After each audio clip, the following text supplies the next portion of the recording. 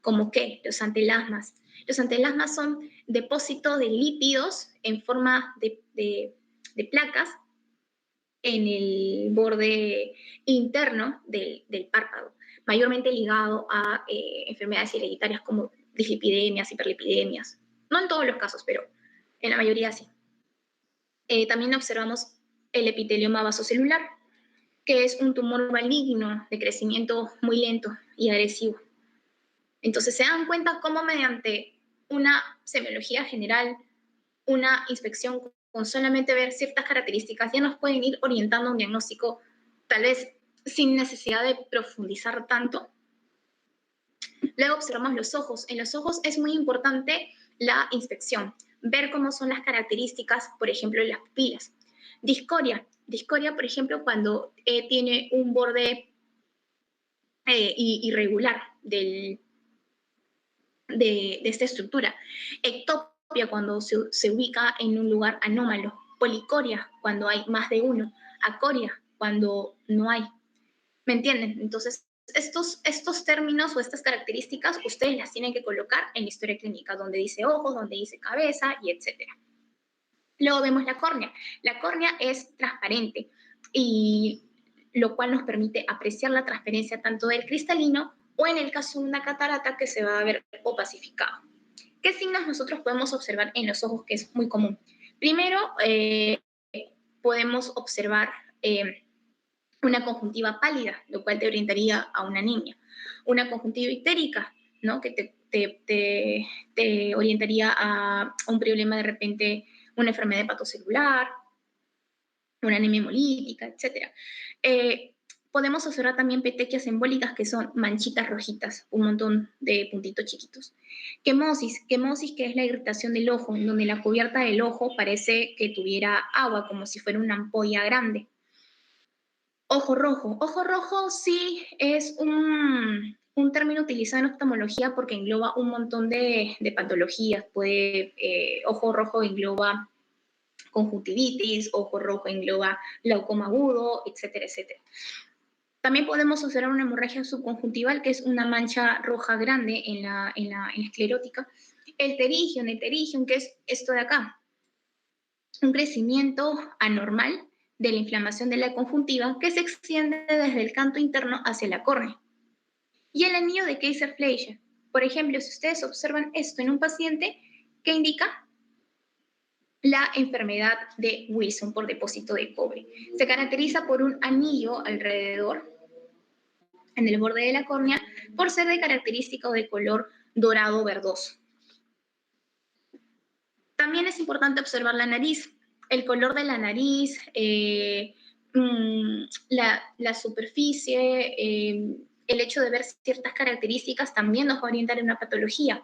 Por ejemplo, este caso es una rinofima. La rinofima se produce por la rosácea. Cuando no se trata a tiempo y cuando llega a un grado avanzado, sobre esta base eritematosa hay acúmulos de pápulas, nódulos, pústulas, llegando a deformar, por así decirlo, dicha estructura. Entonces, con solamente la inspección de la nariz ya vemos de que este es un cuadro de rosácea, por ejemplo.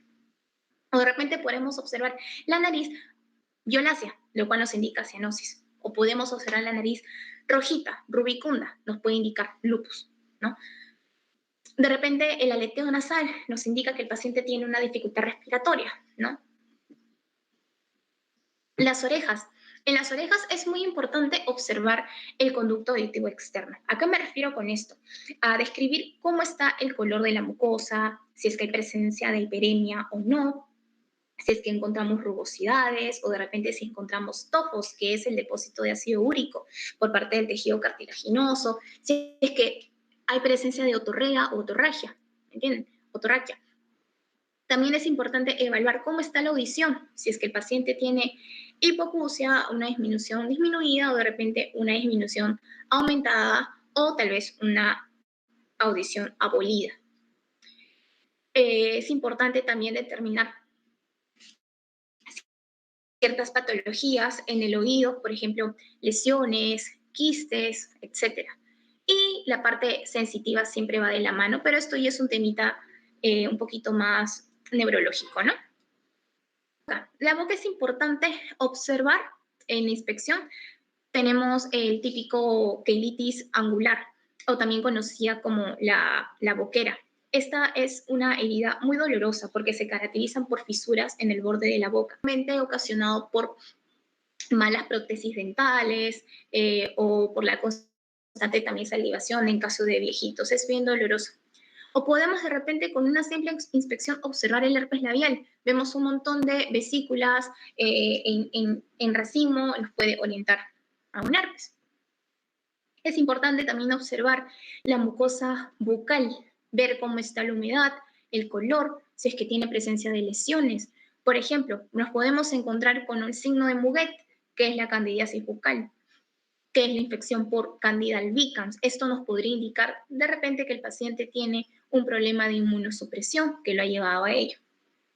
Podemos encontrar aftas bucales, que son también lesiones ulceradas muy comunes. En la piel es importante observar estas características. ¿Qué sucede? En la piel uno tiene que realizar el examen de la coloración y pigmentación, ver si es que existen algunas alteraciones vasculares, por ejemplo, arañas vasculares, telangiectasias, ver si hay circulación colateral, como pueden ver acá.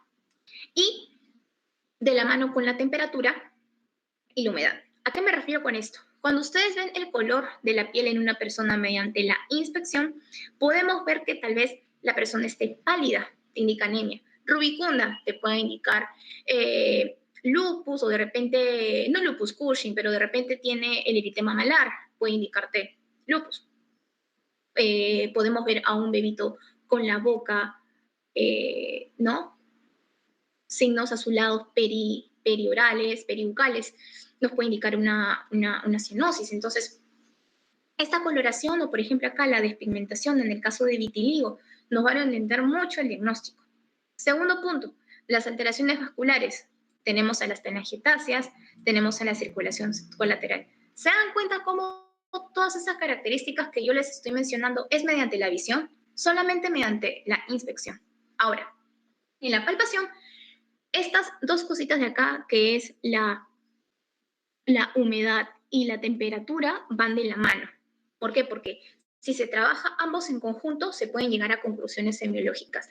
¿Qué quieres decir, Andrea? Que, por ejemplo, si yo toco a un paciente y siento su piel caliente y seca, probablemente indique de que el paciente está con un episodio febril que va en aumento. No es lo mismo tocar a un paciente que tal vez tenga las extremidades, ¿no? O los pies fríos y secos y tal vez me esté indicando alguna insuficiencia o un insuficiente riego circulatorio. ¿Me entienden? También es importante ver cómo está el grosor, la textura de la piel, si es que es móvil, si es que es poco turgente, si es que es turgente. Entonces, en la piel es importante en la semiología determinar ciertos tipos de lesiones elementales primarias y secundarias. En las lesiones primarias vamos a tener mácula, que son manchas. Manchas donde se va a visualizar simplemente un cambio de coloración de piel. Pápula viene a ser la elevación circunscrita de consistencia sólida, superficial, pero que mide un aproximado entre menor a 0,5 centímetros. Las plaquitas es similar a la pápula, pero ¿en qué varía? En el tamaño. Si esta era menos de 0,5, esta es más de 0,5 centímetros. El nódulo. El nódulo es más que todo una consistencia sólida, como pueden observar aquí. Vamos a cambiar el color para que puedan observar mejor.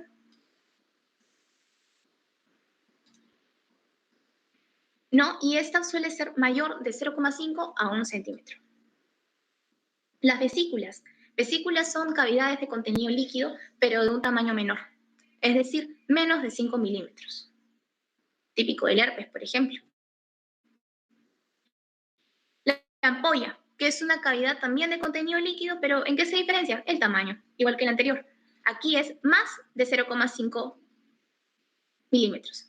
Y la pústula, que es una elevación circunscrita de la piel, pero con contenido purulento. Por ejemplo, en una psoriasis pustulosa.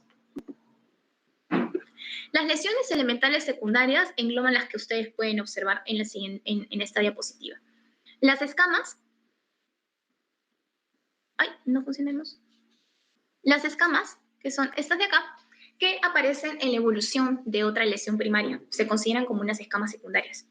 La costra, que es el resultado de la desecación de una secreción, ya sea por suero, por pus, por sangre. La escara es la formación de un tejido necrosado, delimitado por la piel sana y por un surco que tiende a ser eliminado. La fisura o grieta es la pérdida de continuidad lineal, pero sin pérdida de sustancia. Por ejemplo, aquí, una fisura o una grieta. No ha habido pérdida de sustancia, solamente una apertura, por así decirlo. En cambio, una pérdida de sustancia, el agente te lo clasifica en tres. Puede ser una erosión, puede ser una ulceración o puede ser una úlcera. ¿Cuál es la diferencia? La erosión es cuando hay pérdida, pero de la capita superficial. Ustedes muchas veces se la han generado. ¿Cómo? Cuando se rascan. Cuando se rascan muy fuerte, no vean de que salen como que les deja un poquito marcado. Eso es una erosión. O de repente un raspón. Una ulceración es cuando ya hay pérdida de la sustancia, pero un poquito más profunda, abarcando la dermis o hipodermis. Y la úlcera es esta ulceración que se volvió crónica, mayormente, por ejemplo, en insuficiencias venosas, por ejemplo, o úlceras venosas por hipoperfusión. La atrofia es la disminución del espesor y de la elasticidad de la piel. En este caso, encontramos aquí a las estrías, las famosas estrías. Y la cicatriz es la neoformación conjuntiva y epitelial que reemplaza a esta pérdida de sustancia. Por ejemplo, en esta imagen de aquí. Entonces, estas que les he mencionado es muy importante que tengan en cuenta a la hora de la descripción de ciertas lesiones que ustedes vean en piel. Vamos a pasar a los anexos cutáneos y estamos terminando esta ponencia. En los anexos cutáneos encontramos al pelo. El pelo es la unidad pilosebácea que comprende el folículo piloso, ¿no? Este es el folículo piloso.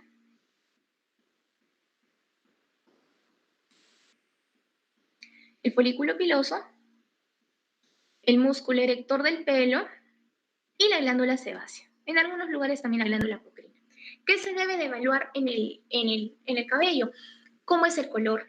La cantidad, si es que tiene una buena implantación de cabello o no. ¿Cómo es la textura? ¿Cómo es el grosor? Muchas veces en enfermedades oncológicas, hematológicas o también inclusive en pacientes anémicos, este pelo pierde su brillez, por así decirlo, se vuelven más gruesos, pierden su consistencia. Entonces, hay características, chicos, como dicen, el cuerpo habla por sí solo. Y si somos minuciosos y nos damos cuenta de estas características, créeme que no se les va a pasar por desapercibido ningún dato importante. También es importante recalcar que el pelo descuidado y la poca higiene es más propensa a estar asociada a enfermedades de la piel, por eso que les he mencionado ahí la higiene. Siempre es bueno observar cómo está, en qué estado se encuentra. Las uñas es muy importante, chicos. Es la parte más interesante, diría yo.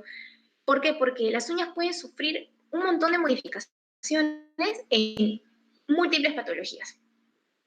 Pueden variar desde el cambio de coloración que estas pueden tener, ya sean pálidas, típica anemia, o cianosis o tinta de café en caso de una insuficiencia renal crónica. También es importante ver la simetría, cómo está el ángulo. Y esto ahorita se los voy a explicar.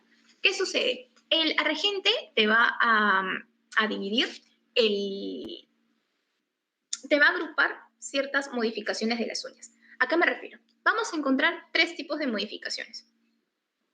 Vamos a encontrar modificaciones en la configuración,